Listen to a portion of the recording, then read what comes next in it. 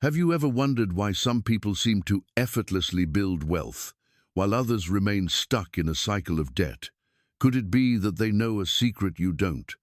In reality, Warren Buffett, one of the greatest investors in the world, believes the difference doesn't lie in massive incomes or rare opportunities. Still, in the small, repeated financial decisions we make daily. Seemingly insignificant expenses could quietly set you back years on your journey to wealth. And surprisingly, these aren't significant investments or exclusive business deals. They're ordinary spending habits, buying a shirt just for the logo, upgrading your phone when you don't need to, or paying monthly for services you've even forgotten you subscribe to. I've realized that the most significant differences in personal finance don't come from once-in-a-lifetime decisions, but from choices you make hundreds or thousands of times over. You'll be surprised by how much you can save and invest if you can control these small expenses. In this video, we'll explore 15 expenses Warren Buffett believes are silently making you poor, along with my perspective and real-life examples from Americans to help you visualize them. By changing just a few habits, you'll see that the path to financial freedom can become much shorter. Number 1. Luxury brands. For the sake of the logo, the price of feeling rich. Let's be honest. Have you ever bought something because of the logo? A handbag priced several times above its fair value, or a pair of hot sneakers you know you could find in equal quality for a fraction of the cost. I've done it too, not because I needed it, but because I wanted someone to see that I owned it. And this is the most subtle trap of modern consumerism, buying for image, not for actual value. According to a study from the University of Michigan, American households with low to middle incomes spend a larger percentage of their income on designer brands than the truly wealthy. Why? They want to look rich, while the truly rich choose more innovative spending methods. I once met a couple in Texas earning around $65,000 a year who spent nearly $6,000 on big-name clothing brands during just one sale season. Meanwhile, a friend in California, earning over $200,000 a year, still buys shirts from mid-range brands, but invests tens of thousands into stocks and index funds. The problem isn't just expensive or cheap, it's the opportunity cost. Every time you spend $300 on a logo t-shirt, you lose the chance for that money to grow. If instead you invested $300 in an S&P 500 fund and let it grow at an average return of 8% per year, after 10 years, you'd have over $646. After 20 years, that would be $1,396. That's the real power of money, not in the shirt, but in its ability to multiply. You don't have to completely cut off luxury goods, but you do need to reverse your priorities. Buy for quality and genuine need, not to impress. If an expensive item's durability, function, and joy of use are large enough to repay its cost over time, consider it. But if the only reason is for others to see you have it, congratulations, you're making the brand richer, not yourself. One rule I often follow is the 10x rule. If you still want the item after thinking about it for 10 days, and its practical value is at least 10 times its price, then buy it. If not, let that money work for you. Remember, the truly rich don't need to show off. Their assets do it for them. Those who constantly need to flaunt are often the ones without enough assets to stay silent. Number 2, buying a house before you're financially ready. When the dream becomes a burden. In the US, owning a home is seen as a milestone of adulthood and a part of the American dream. But in reality, many people turn this dream into a financial nightmare simply because they buy too early, before they're truly ready. I once witnessed the story of a former colleague in Florida, earning about $75,000 a year, but buying a home worth nearly $450, just because interest rates were good and everyone else had a house. Just 18 months later, maintenance costs, property taxes, and repairs forced him to take on credit card debt, dragging his whole family into a stressful financial spiral. According to Federal Reserve data, in 2024, total mortgage debt in the U.S. surpassed $12.14 trillion, making up 70% of total consumer debt. This shows that most households are tied down by long-term debt. Many simply cannot afford it. Notably, the 30-year fixed mortgage rate has climbed above 7%, the highest in 20 years. That means if you buy a $400,000 home, you could end up paying over $560,000 in principal and interest over the life of the loan. However, interest rates are only part of the story. Many first-time buyers forget to factor in the hidden costs. Property taxes. In states like New Jersey or Illinois, annual property taxes can be around 2% of the home's value, $8,000 a year for a $400,000 house. Homeowners insurance. In Florida or Texas, premiums can range from $2,500, $4,000 a year, plus extra coverage in hurricane or flood-prone areas. Maintenance and repairs. On average, 3% of the home's value annually. A roof replacement alone can cost $15,000, $20,000. In my view, buying a home isn't wrong, but buying at the right time and within your means is what matters. Wealthy Americans typically don't buy as soon as they qualify for a loan. They wait until 1. They've built an emergency fund covering at least 12 months of living expenses. 2. Monthly mortgage payments don't exceed 28% of their after-tax income. 3. They still have enough money to invest in parallel, rather than putting all their eggs in one basket with a primary residence. I nearly made this mistake myself. In 2018, I considered buying a townhouse in Arizona because I thought renting is wasting money. But when I crunched the numbers, I realized that if I purchased, I couldn't invest in stocks and retirement funds for at least 3 years. In the end, I chose to keep renting and invest the difference. After just 5 years, my investment returns allowed me to buy a similar home while still having substantial savings. If you're not financially ready, renting is not a failure. It can be a strategy to protect cash flow, avoid debt stress, and seize better investment opportunities. This flexibility also makes it easier to move for work or family, something homeowners often struggle with. One trick I use to gauge my readiness to buy is the two-shock test. Can you still afford the payments if interest rates rise by 2% or your income drops by 10%? Would your finances collapse if you had to spend $15,000 on repairs in the first year? If the answer to either is barely or no, wait. Houses can wait. Your financial health cannot. In short, buying a home before you're financially ready doesn't just cost you money, it steals your freedom of choice in the future. The truly wealthy understand this. They don't let the dream of ownership turn into a chain of debt. Buy when your home is a reward for solid preparation, not a risky bet on the future. Number 3, unused subscriptions. Small, but costly. In the US, many people lose hundreds of dollars annually on recurring subscriptions they barely use. Netflix, Hulu, Disney+, gym apps, work software, online gaming packages, even that language learning app you abandoned last month.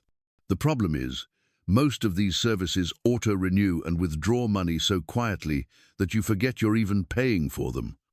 According to a 2023 C+R research survey, the average American spends about $219 monthly on subscriptions, but when asked, they usually estimate only about $86. This nearly threefold gap is why many people can't determine why their monthly budget always comes up short.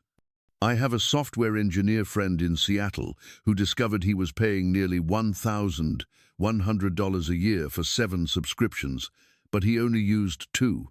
A prime example was a $50 month gym membership that he would start using next month, which dragged on for 14 months. After cancelling the unnecessary ones and keeping only 2 key services, he saved enough to buy a plane ticket to visit family every year. Subscriptions aren't inherently bad. The problem is letting them drain your money without delivering real value. Wealthy Americans tend to be very strict about this. To ATZs, the 11s, the Reen Zs, to ATZ. They regularly, usually every 3-6 months, audit all auto-charge services from their bank or credit cards. Then ask themselves, 1. Do I use this service at least 2-3 times a month? 2. Does it truly support my work, health, or personal development goals? 3. If I cancelled today, would I feel a significant loss?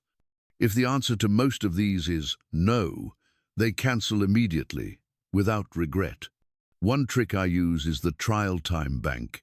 I only pay for 1-2 months up front for any new service, then stop to see if I miss or need it. If I don't notice its absence, it's not worth keeping. Also, watch out for silent price hikes. Many companies raise subscription fees without clear notice, and you only realize it when you closely check your statements. It's best to enable transaction alerts so you can act quickly. Saving $200, $300 a month from unused subscriptions doesn't just stop the financial leaks and frees up capital for investing or building an emergency fund. Cutting these out is one of the fastest ways to improve cash flow and get closer to financial freedom. Number 4. Smoking. Burning both money and health. Smoking isn't just one of the most harmful habits for your health. It's also a significant financial leak that many people fail to notice. In the US, the average cost of a pack of cigarettes ranges from about $6 in states like Missouri to over $12 in places like New York.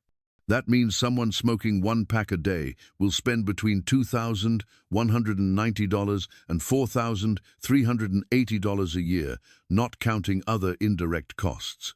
I knew a former colleague in Denver who smoked from the age of 20 until quitting at 50. When he added it up, he was shocked to realize he had spent over $80,000 just on cigarettes, enough to pay off a mortgage or retire 5-7 years earlier. On top of that, throughout his smoking years, he spent tens of thousands more on medical bills, medications, and higher insurance premiums.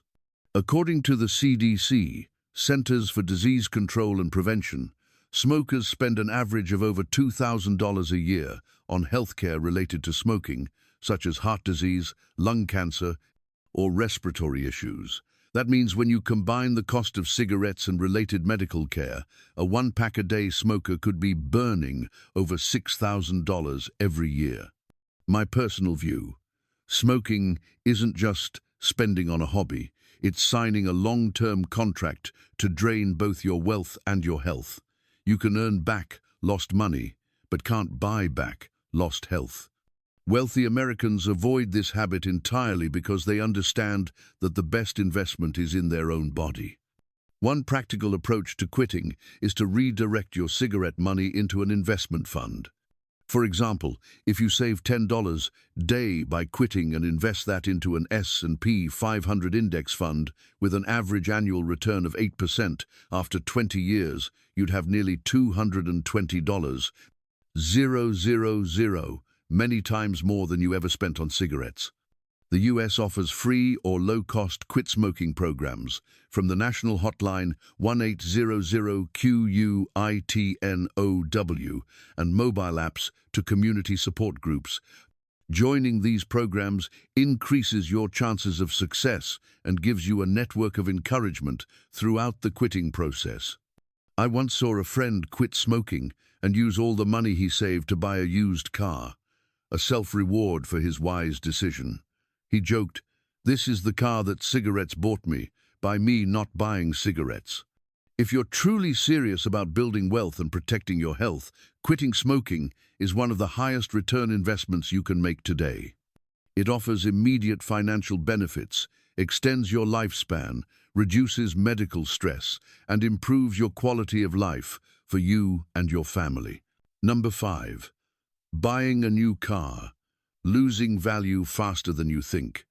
Purchasing a brand new car with a fresh interior smell is exciting for many Americans, but from a financial perspective, it's one of the fastest ways to lose money on a significant purchase.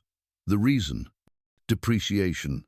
According to Kelley Blue Book estimates, a new car loses 20 to 30% of its value in the first year. That means if you buy a car for $40,000, after only 12 months, it might be worth just $28,000, $32. 000, even though you're still making the same monthly payments as day one. After 5 years, depreciation typically reaches 60%, leaving the car worth only $16,000, a $24,000 loss from the original purchase price. I remember a friend in Houston who bought a brand new SUV for $55,000 to match his new job status.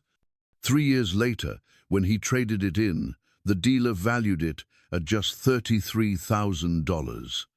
Meanwhile, another colleague bought the same model but a 2-year-old version for $41,000. 3 years later, that car still sold for around $30,000. The tens of thousands in difference didn't come from luck, but from understanding depreciation. Beyond depreciation, buying new also triggers several hidden costs. Higher taxes since they're based on the new car's value. More expensive insurance due to higher replacement value. Higher dealer and paperwork fees compared to used cars. Mandatory add-ons like cameras, sensors, or software packages are features that used cars may already have included. If your finances aren't strong, buying new just for the emotional satisfaction is rarely wise. A car is simply a transportation tool, not an income-generating asset. Wealthy Americans often buy 2-3-year-old vehicles, maintain them well, and sell them while they still hold reasonable resale value. A study by Edmunds shows that buying a 2-3-year-old used car can save you an average of $10,000, $15,000 compared to new, while still giving you about 70–80% of the car's lifespan with similar quality. If you invested those savings into an S&P 500 index fund with an average 8% annual return, after 10 years, it could grow to $21,000, $30,000. To optimize costs when buying a car. 1. Set a clear budget. My rule is not to spend more than 10% of annual income on the car's value. If you earn $80,000 year, look for around $8,000 used, or at most $15,000, $20,000 if you must buy new. 2. Target cars past their steepest depreciation, typically after the first 2–3 years, when the previous owner has absorbed most of the loss. 3. Buy certified pre-owned, CPO. You get a better price and still have a manufacturer-backed warranty. 4. Check the vehicle history, Carfax, AutoCheck. Avoid cars with major accidents or flood damage. 5. Compare total cost of ownership. Factor in fuel, insurance, maintenance, taxes, and fees. I once saw a family in California change their financial outlook simply by not buying new. Initially, they planned to purchase a brand new minivan for $48,000. After reconsidering, they chose a 3-year-old model for $31,000. The $17,000 difference was invested into their child's college fund. After 7 years, the fund grew to over $30,000, nearly covering a year of public university tuition. A new car offers a short-lived sense of prestige, but its financial cost lingers for years. A good quality used car can meet your needs and free up capital to invest in income-producing assets. If financial freedom is your goal, remember that every major purchase should be evaluated like an investment. And sometimes, the smartest choice isn't the newest, it's the most reasonable. Number 6. Credit card debt and minimum payments. The interest trap that erodes your wealth. In the US, credit cards are a double-edged sword. They're a convenient payment tool, but also a financial trap if misused. The most significant danger lies in paying only the minimum amount due each month. It sounds manageable, but in reality, it pulls you into a cycle of sky-high interest rates. According to data from the Federal Reserve, the average U.S. household carries about $6,270 in credit card debt, with typical interest rates ranging from 20 to 25% annually. If you owe $6,000 and only pay the minimum around $150 a month, it could take you over 20 years to pay it off, and the total interest paid could be nearly double your original balance. I once met a guy in Florida who started with $4,500 in debt from buying furniture and taking a few trips. Thinking minimum payments keep it easy, he kept paying about $120 a month. After 4 years, the balance had barely dropped, but the total he had paid exceeded $6,000, more than 1/3 of the interest. When he finally tackled it aggressively by tripling his monthly payments, he cleared the debt in 18 months. The danger of credit cards lies in compound interest every month. Interest is charged on both your remaining balance and any unpaid interest. The longer you drag it out, the faster your debt snowballs. My advice: if you can't pay your balance in full each month, you should. 1. Stop using your credit card until the current debt is paid off.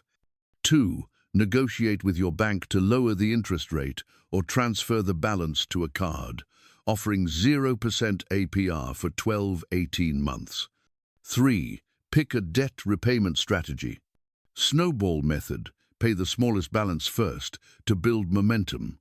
The avalanche method: pay the highest interest first, saves the most on interest. 4.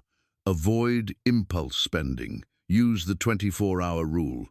Wait a day before buying anything not in your planned budget.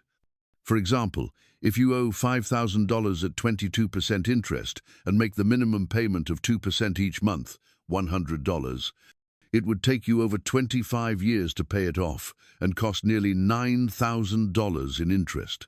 But if you increase your payment to $300 a month, you'd be debt-free in under 2 years and save over $8,000 in interest. The lesson is simple. Making minimum payments is like trying to bail water out of a sinking boat with a spoon. You'll be exhausted long before the boat is dry. If you want financial freedom, pay your balance in full each month or eliminate it as quickly as possible. Number 7. Impulse shopping, the silent budget killer. Impulse shopping might not seem like a significant expense initially, but it's like hundreds of tiny holes in your financial boat, quietly letting your money leak away.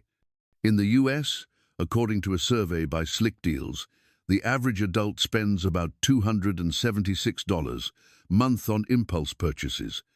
Over a year, more than $3,300 is enough to pay for a family vacation or contribute to a retirement account. The scary part is that emotions, not actual needs, drive impulse buys. You're feeling down and want to treat yourself.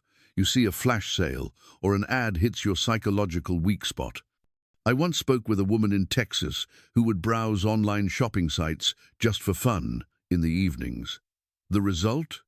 She spent about $200, $300 a month on clothes, home goods, and even items she never opened. When she totaled it for the year, the amount was enough for a down payment on a used car. The problem with impulse shopping is that it doesn't just waste money, it also derails your long-term financial plans. You might have intended to save for an investment or debt repayment, but these little expenses quietly keep you from hitting your goals. To control impulse shopping, you must turn it from an unconscious habit into a deliberate decision. Some effective methods include: 1. Apply the 24-hour or 7-day rule. If you see something you want, leave it in your cart and wait at least 24 hours for small items or 7 days for larger ones. Most of the time, you'll find you no longer want it. 2.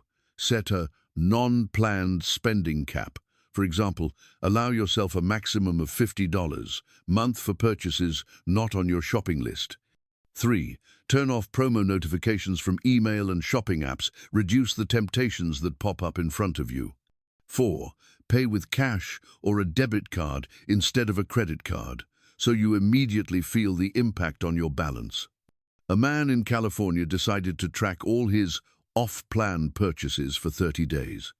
He discovered he had spent over $400 on new headphones, super convenient kitchen gadgets, and clothes on 50% off sales. After applying the 24-hour rule, his impulse spending dropped to under $100 a month, saving him nearly $3,600 a year. The lesson here is this: every impulse buy trades away a piece of your future financial freedom for a few minutes of satisfaction in the moment. If you want your wealth to grow, make shopping a planned and disciplined act, not a reaction to emotion. Number 8. Eating out frequently, the small habit that eats away big wealth. Eating out offers convenience, saves time, and is an enjoyable social experience. But if it becomes a habit, you might be shocked at its impact on your wallet. According to the Bureau of Labor Statistics data, the average American spends about $3,000 a year eating out, nearly $250 a month. This figure doesn't even include small extras like morning coffee or fast food picked up on the way to work.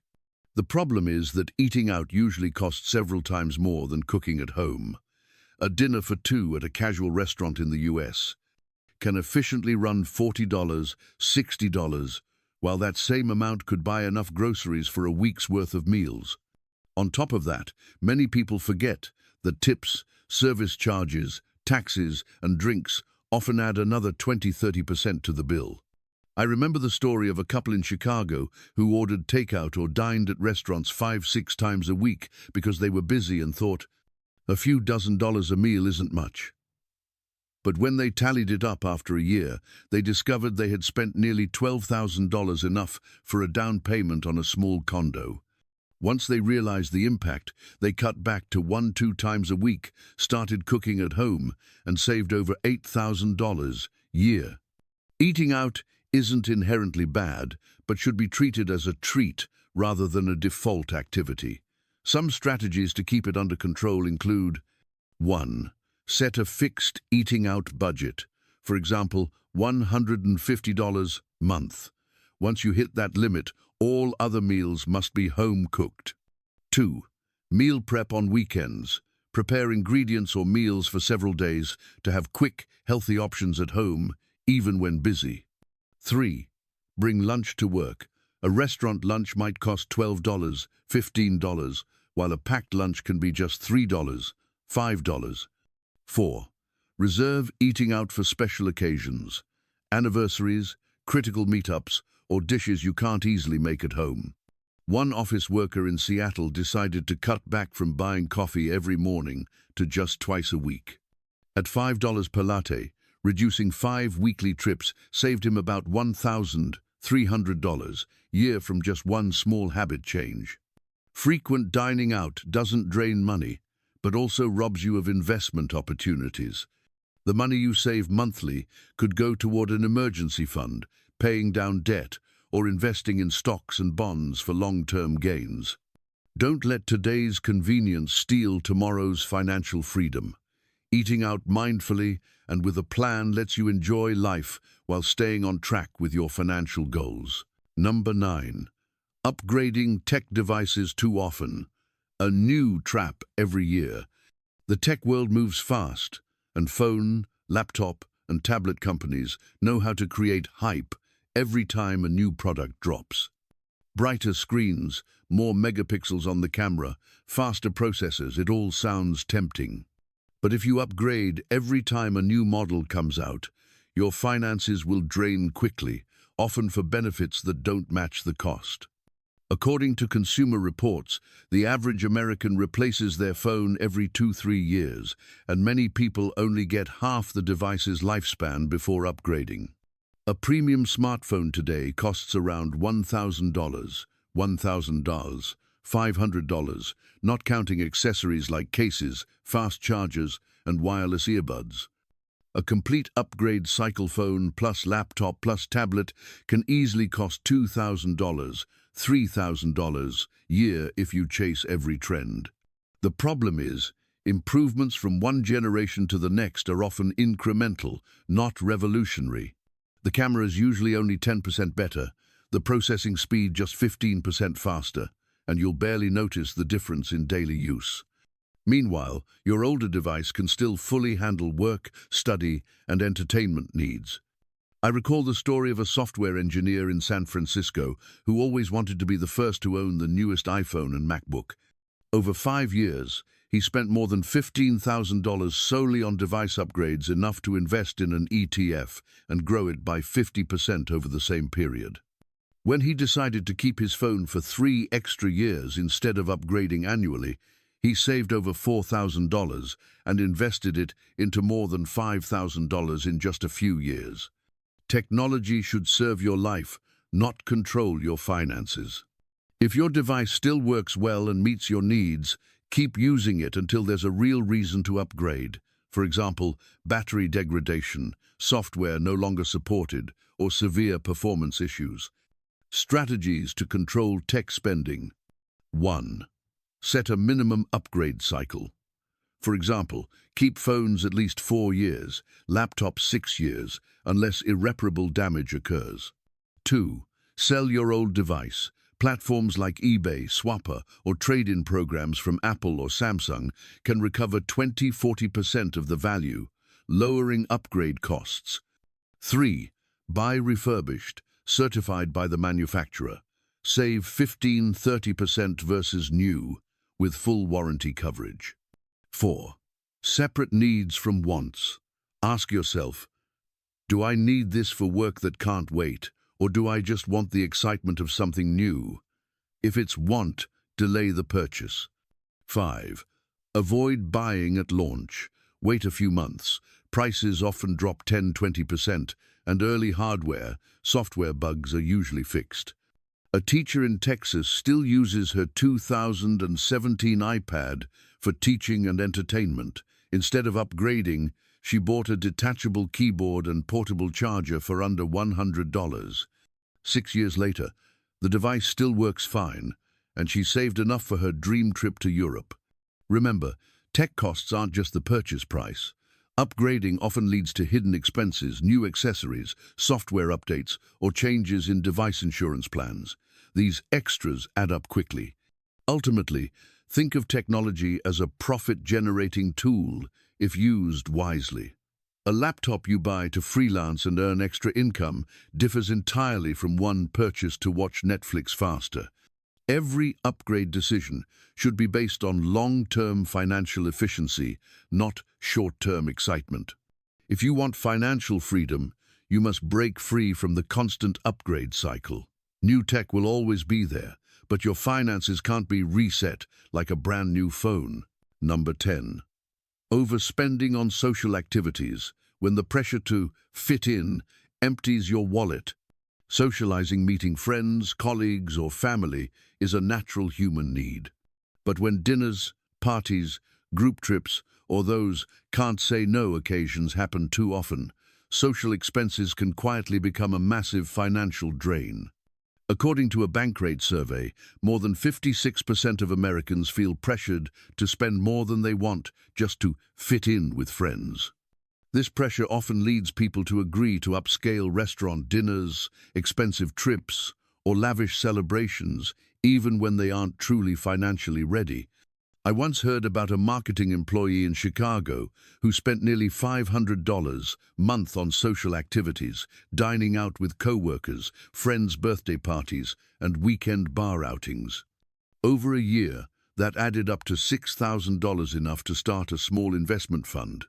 Once she realized this, she changed her approach, limiting the number of nights out each month, prioritizing home gatherings or free events. The result? She maintained her relationships while saving over $3,000 in just 1 year. The root issue is psychological. Many fear that saying no will exclude them, but most friends and loved ones will respect you if you're honest about your financial goals. Saying no to some luxury activities doesn't end friendships. It shows you know how to prioritize. A few strategies to control social spending. 1. Set a fixed social budget. For example, only allocate $100, $150 a month for outings. Once the budget is gone, pause until the next month. 2. Suggest alternative activities. Instead of pricey restaurants, host a home-cooked dinner, go for a park picnic, or join free community events. 3. Be selective with invitations. You don't have to attend every party. Prioritize events that are truly important or personally meaningful. 4. Use deals and happy hours. If you still want to eat out or grab coffee, choose promotional times to save 20–50% of the cost. 5. Step away from the status race. Don't try to spend as much or more than your friends to prove your standing. Everyone has different goals and financial realities. Spending on relationships is necessary, but it should be sustainable. A quality friendship isn't built on how much money you spend, but on time, care, and shared experiences. If you can find the right balance, social spending becomes an investment in happiness and networking rather than a reason you sink into debt or delay your path to financial freedom. Number 11. Buying lottery tickets, the millionaire dream and its hidden cost. Every time the US Powerball or Mega Millions jackpot hits hundreds of millions of dollars, millions of people line up to buy lottery tickets, hoping to change their lives overnight. Spending just a few dollars to become a millionaire sounds tempting, but this is one of the worst investments in probability. According to the North American Association of State and Provincial Lotteries, Americans spend over $70 billion yearly on lottery tickets, more than the combined total spent on books, movie tickets, and sporting events. The odds of winning the Powerball jackpot are about 1 in 292 million, meaning you're far more likely to be struck by lightning or hit by a stray bullet than to win. Moreover, lottery tickets tend to attract the most spending from low-income earners. A Duke University study found that households earning below average incomes spend twice as much on lottery tickets as wealthier families. It acts as an invisible tax on those desperate for financial assistance. I once heard the story of a taxi driver in Texas. He spent about $20 weekly on lottery tickets, believing that one day he'd hit it big. After 10 years, he added it up and was shocked. He had spent over $10,000, enough to buy a new car or invest in an index fund that could have earned him annual returns. Once he realized this, he stopped buying tickets entirely, redirected the money into an investment account, and in just 5 years, that fund had grown by nearly 40%. The real problem isn't the lottery itself, it's the shortcut mindset. The dream of getting rich quickly often makes us overlook practical, sustainable strategies like saving, long-term investing, and improving skills to increase income. Lottery tickets excite you, but can numb your motivation to build absolute financial security. If you still want to play, treat it as an entertainment expense, not an investment. Spending a few dollars for a few days of daydreaming is fine if you set strict limits and never use money needed for living expenses, debt payments, or investments. Smarter alternatives include: 1. Create your own lottery. Set aside $10, $20 weekly to invest in ETFs or blue-chip stocks. Over time, your odds of growing wealth are much higher than hitting the jackpot. 2. Try prize-linked savings. In some US states, banks offer savings accounts with prize drawings. Your money still earns interest, and you can win without risking your principal. 3. Invest in yourself. Use your lottery money to learn a new skill, take a course, or buy books. These tickets can genuinely change your income. Lottery tickets aren't inherently bad, but betting your financial future on luck is dangerous. Economic freedom doesn't come from a single ticket. It comes from hundreds of bright, disciplined, and consistent decisions. Getting rich quickly may sound appealing, but lasting wealth is the real goal, and unfortunately, you can't buy that at a lottery stand. Number 12. Drinking at bars, the entertainment expense that drains your wallet. Nights out at a bar with friends often bring laughter, fun stories, and a sense of relaxation after a long work week. But if this becomes a regular habit, you might be shocked when you total up how much you've spent in just 1 year. According to Bureau of Labor Statistics data, the average American spends over $400 per year on alcoholic drinks outside the home. That figure might sound reasonable, but many people spend 3 to 4 times more, especially younger adults in major cities, where a single cocktail can cost $12, $18. And that's just the drink itself before tax, tip, snacks, and transportation. I remember a story from a marketing professional in New York. He said he used to go to bars twice weekly, spending about $50. It didn't seem like much until he did the math and realized he was paying over $5,000 a year, enough for an extended trip to Europe or a small startup investment. Once he saw this, he cut down to going out just once a month, using the savings to pay off his student loans. Within 2 years, he was debt-free and had begun building his investment fund. The problem isn't just the direct cost, the extra spending that often follows. A night at the bar can lead to unexpected expenses like late-night food, taxi fares, or even impulse shopping on the way home.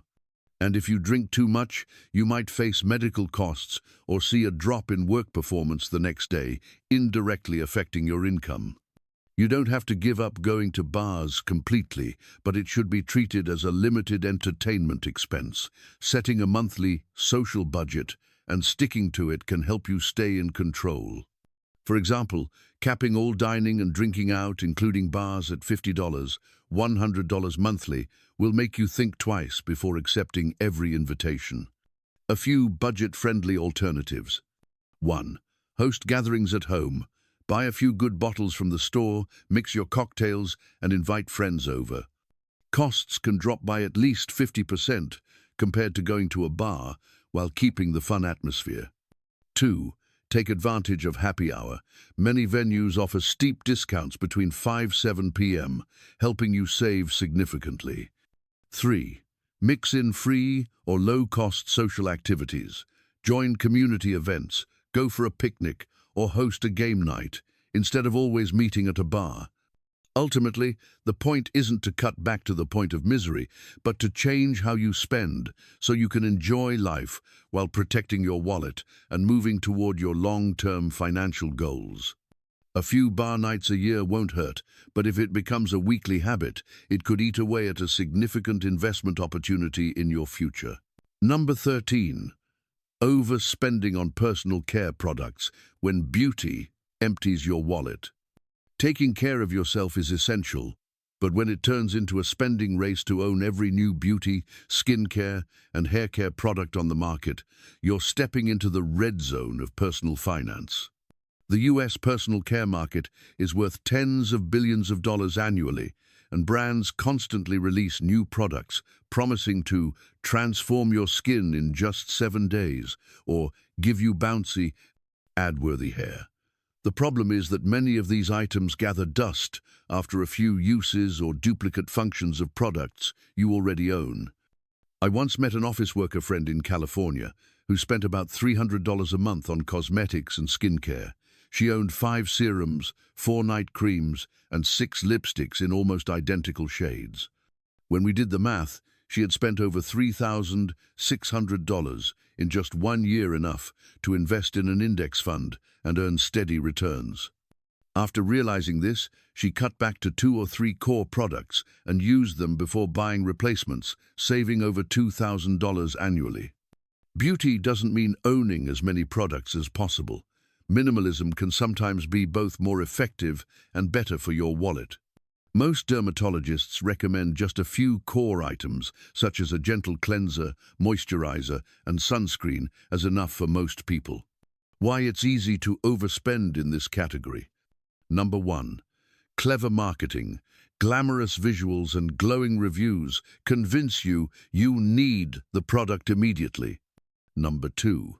Collector's mindset. The desire to try every new perfume, scent, or lipstick shade released. Number 3. Social comparison. Seeing friends or celebrities use a product makes you want it too. Innovative ways to save.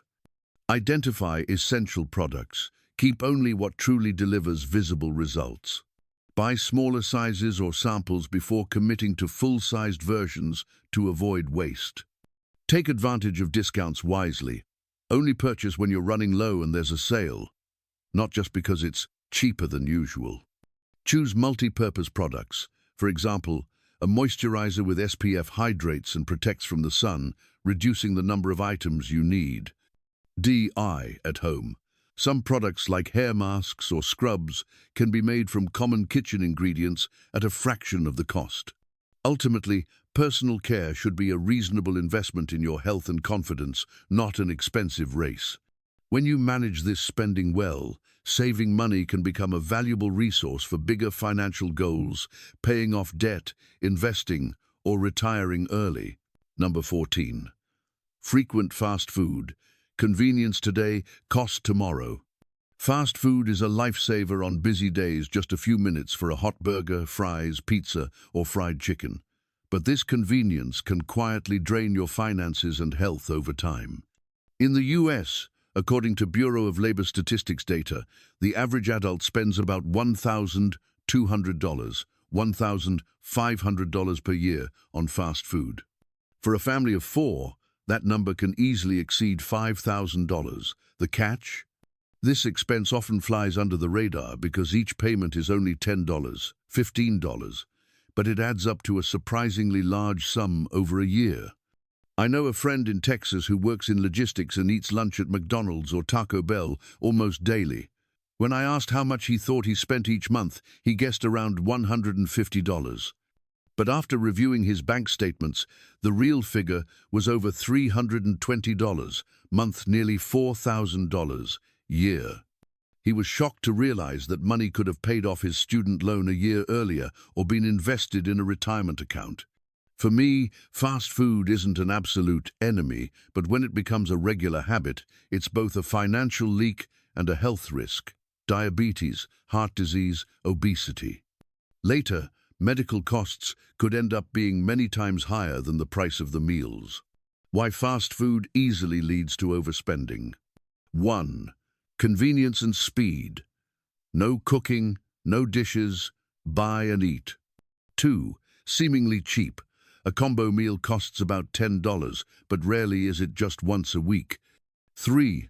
Self-reward mentality. Fast food feels like an instant treat after a tiring day. Ways to cut costs without quitting entirely. Limit weekly frequency. For example, no more than 1-2 fast meals per week. Meal prep. Spend part of the weekend cooking in bulk, portioning, and freezing meals. Make smarter choices.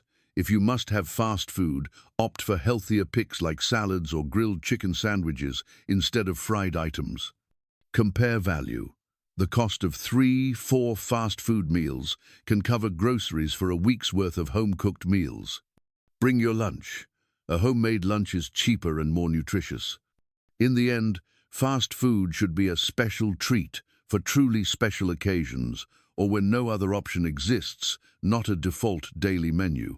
Cutting back on this habit doesn't just protect your wallet, it's also an investment in your health, one of the most valuable assets you'll ever own.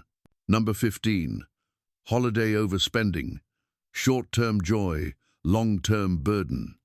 The holiday season, Christmas, New Year's, Thanksgiving, is when most people find it easier to loosen the purse strings, festive shopping vibes, endless sales, and the desire to bring joy to loved ones can make going over budget feel justifiable in the moment. But that excitement often becomes financial pressure when the bills and credit card statements arrive in January. According to the National Retail Federation, Americans spend over $1,000 per person on the holidays, including gifts, decorations, parties, and travel. That figure can easily hit $4,000, $5,000 for a family of 4 in just a few weeks. The problem is, many don't plan their spending, leading them to borrow on credit cards, then spend months or even the entire year paying it off. I once knew a family in Ohio who hosted a large Christmas party every year and bought gifts for every extended family member. They didn't realize their annual holiday spending consistently exceeded $3,500.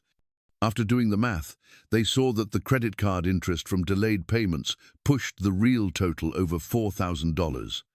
From then on, they changed their approach, making handmade gifts, limiting the gift list, and only buying when the budget was available.